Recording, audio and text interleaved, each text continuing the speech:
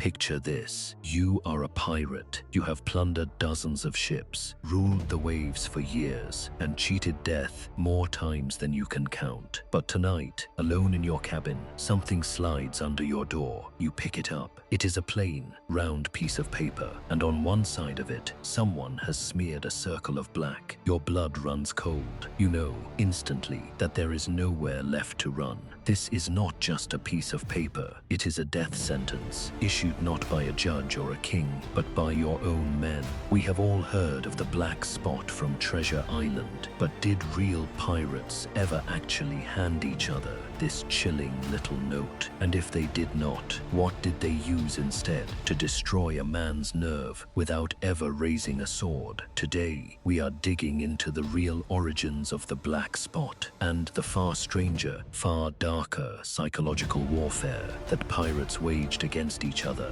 on the Golden Age's most lawless ships. Let's start with the uncomfortable truth. If you searched every surviving trial record, every governor's report, and every captured pirate's confession from the so-called Golden Age of piracy, roughly 1650 to 1730, you would not find a single verified mention of a black spot. Not one. The image comes entirely from a novel. Robert Louis Stevenson invented it for Treasure Island in 1883, more than a century and a half after Blackbeard's head was mounted on a bowsprit. In the book, Billy Bones receives a circle of paper blackened on one side, and the terror it causes him is so complete that he drops dead from a stroke before the pirates even reach him. Stevenson borrowed loosely from old sailor superstitions and folk traditions of ill omens marked in black or charcoal, then fused them into one unforgettable symbol. It worked so well that generations of readers, filmmakers, and even historians have quietly assumed it was real. But here is where the story gets interesting instead of disappointing. Real pirate crews did not need a folded piece of paper to terrify a man into surrender. They had built something far more effective, a formal, voted, documented system of justice called the Articles of Agreement, or the Pirate Code. And within that system sat punishments so psychologically brutal that a scrap of blackened paper would have seemed almost merciful by comparison. To understand the real weapon, you have to understand the real courtroom. Every pirate ship of the Golden Age operated as a floating democracy. Before a voyage even began, the crew sat down and wrote out their articles, a contract every man signed or marked with an X. These articles covered everything from the division of loot to the punishment for cowardice, theft, and gambling. Bartholomew Roberts, the most successful pirate captain in history with over 400 ships taken,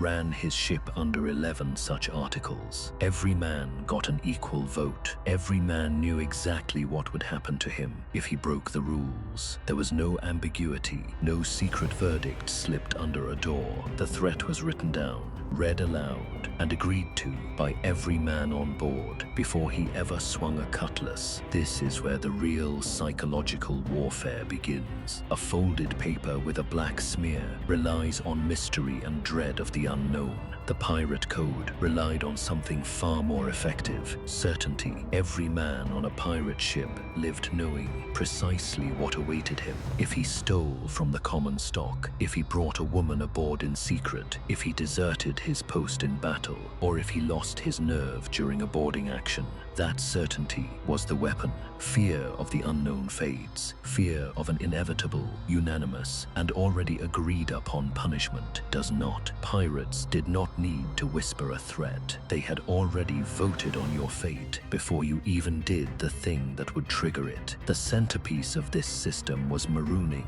and it is almost certainly the real ancestor of the black spot legend. When a crew voted a man guilty of a serious offense, but not one deemed worthy of outright execution, they did not simply throw him overboard. They rowed him to the nearest deserted spit of sand or rock, sometimes barely large enough to stand on at high tide. and left him there with a pistol loaded with a single shot, a small ration of fresh water, and nothing else. The single bullet was, in its own twisted way, an act of mercy. It meant the condemned man could choose how his story ended, rather than dying slowly of thirst, sunstroke, or madness. Alexander Selkirk, a Scottish sailor marooned off the coast of Chile in 1704, after quarreling with his captain, is the most famous survivor of this practice. He lasted more than 4 years alone before rescue, and his ordeal directly inspired Daniel Defoe to write Robinson Crusoe.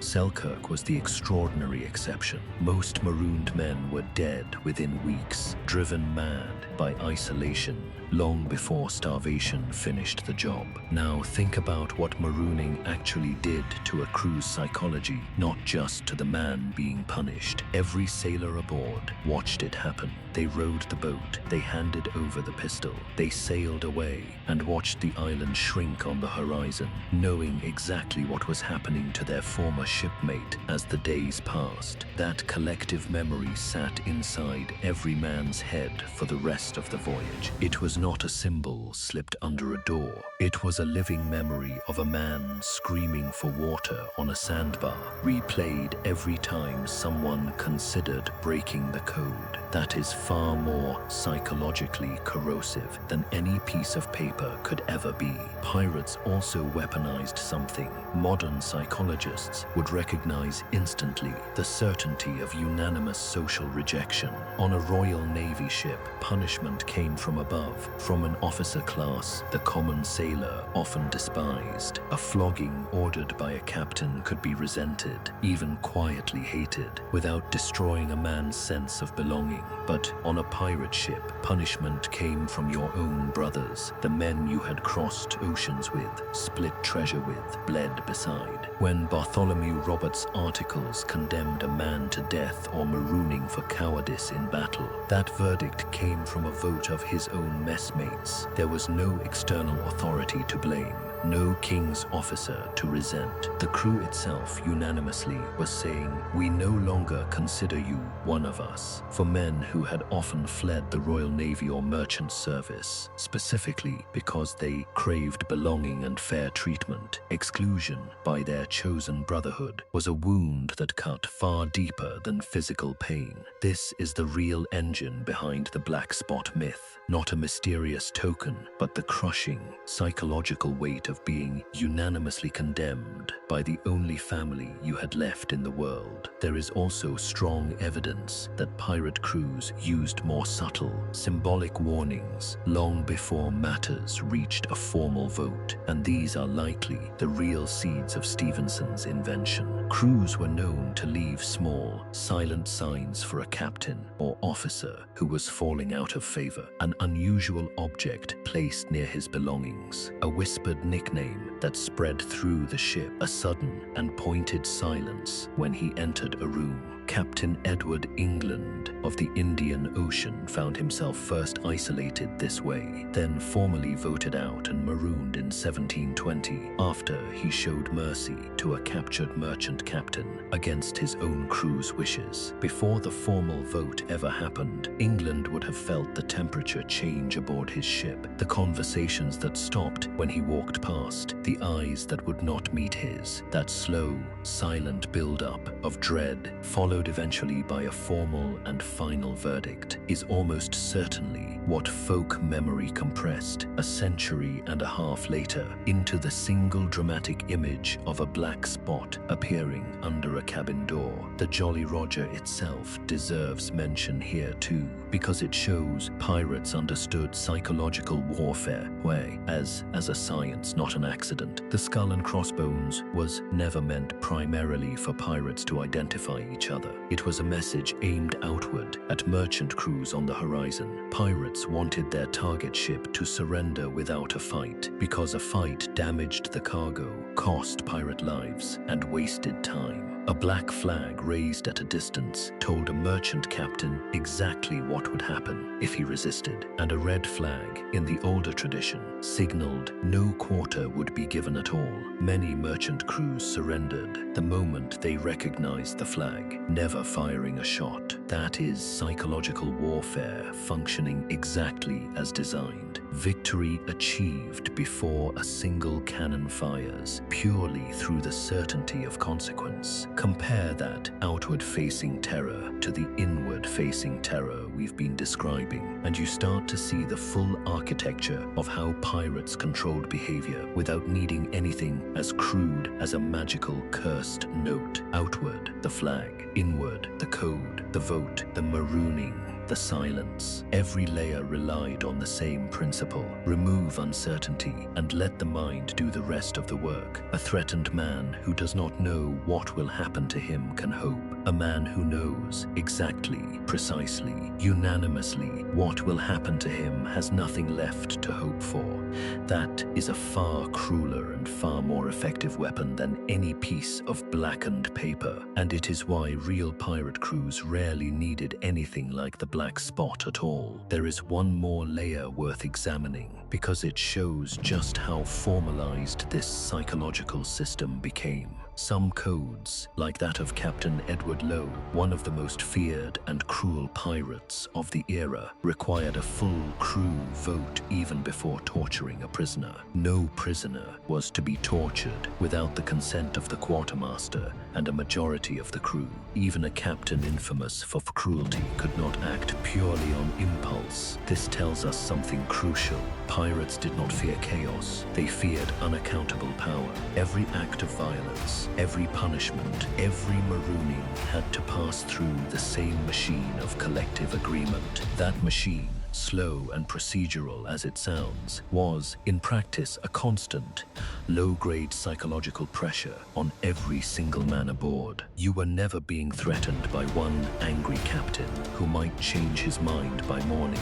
You were being watched, judged, and potentially condemned by an entire floating society that had already agreed in writing on exactly what it would do to you. It is worth pausing on Blackbeard for a moment, because no pirate understood the outward face of psychological warfare better than he did. Edward Teach did not need to win most of his fights, because he made sure almost no one dared to start one. He wove slow burning fuses into his beard and lit them before boarding actions, so that he emerged from gunsmoke looking like a demon risen from the sea itself. Contemporary accounts describe merchant crews surrendering the moment they recognized his silhouette on the horizon, cargo and all, without a single shot fired. That is the external mirror of everything we have described about internal pirate justice. Whether the target was an enemy crew or his own men, the goal was identical: make the consequence of resistance so certain and so terrifying in the imagination that no one ever tests it in reality. Blackbeard's flaming beard and the pirate code's marooning pistol are, psychologically speaking, the same tool aimed in two different directions. There is also the question of what happened to a captain who lost the psychological trust of his crew, because it shows the system worked both ways. A pirate captain held power only so long as the crew believed he was following the code as strictly as they were. The moment that trust cracked, the same silent, creeping exile we described earlier began working against him instead. Conversation stopped when he entered the room. The quartermaster, elected specifically to check the captain's authority and handle the daily business of the ship, started making decisions without consulting him. Historians have documented multiple cases of captains sensing this shift for days, sometimes weeks, before the crew ever called a formal vote. That slow, dawning realization that your own brotherhood has already decided your fate and is simply waiting for the right moment to announce it may be the closest real historical experience to Billy Bones staring down at a circle of blackened paper in Treasure Island. The dread came first. The formal verdict, whatever form it took, was almost an afterthought by the time it finally arrived. So was the black spot real? In the literal sense, no piece of evidence has ever surfaced showing pirates handing round pieces of blackened paper as a death warrant. But in every sense that matters, the fear it represents was devastatingly real. Real pirates built an entire legal and social system designed to make betrayal, cowardice, and theft feel not just dangerous, but psychologically unbearable. They turned certainty itself into a weapon. They turned isolation from your own brotherhood into a fate worse than the sword. Robert Louis Stevenson did not invent a myth out of nothing. He compressed 3 centuries of documented pirate justice, marooning, silent exile, unanimous verdicts into one small, unforgettable object that has haunted readers for more than 100 years. Maybe that is the real lesson hiding inside this story. The most effective terror a group of desperate, violent men ever devised was not a threat of sudden death. It was the threat of being cast out, alone, by the only people left in the world who were supposed to be on your side. Pirates understood something that armies and empires took centuries longer to learn. You do not need chains or torture chambers to control desperate men. You only need to make the consequences of betrayal absolutely, unanimously certain, and then let fear finish the job on its own. What do you think? Was the psychological pressure of the real pirate code even more terrifying than the fictional black spot? Or does the legend still hit harder because of its mystery? Let us know in the comments below. And if you want more deep dives into the real history hiding behind pirate legend, make sure you are subscribed, because we are just getting started uncovering the darkest corners of the golden age of piracy.